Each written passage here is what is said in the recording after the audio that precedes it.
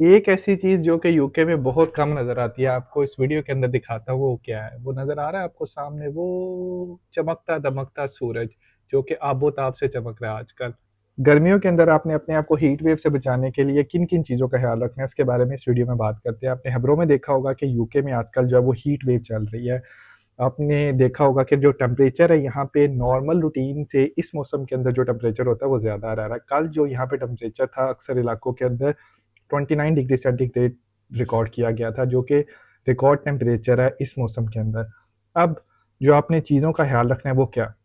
कि शदीद गर्मी के अंदर या जब सूरज जो है वो अपनी पीक पे है, उस टाइम पे आपने बाहर जाके एक्सरसाइज़ या रनिंग से आपने आपको परहेज़ करना है।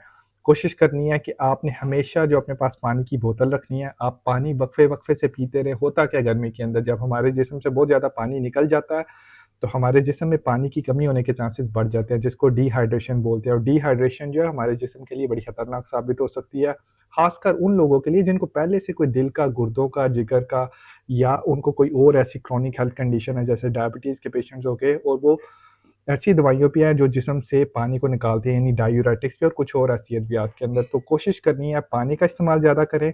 उसके अलावा कोशिश करें कि जब आप बाहर निकलें शदीद धूप के अंदर, तो कोशिश करें अपने सर को जो है वो कवर कर लें हैट से, टोपी से, या उसके अलावा अपनी जो स्किन है उसके लिए सनस्क्रीन क्रीम का इस्तेमाल ज़रूर करें।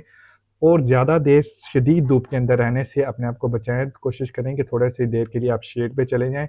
अपनी और अपने प्यारों की सेहत का ख़्याल रखिए। कोशिश करें कि घर के अंदर अगर आप शदीद धूप पड़ रही है तो अपनी विंडोज़ को कवर कर दें।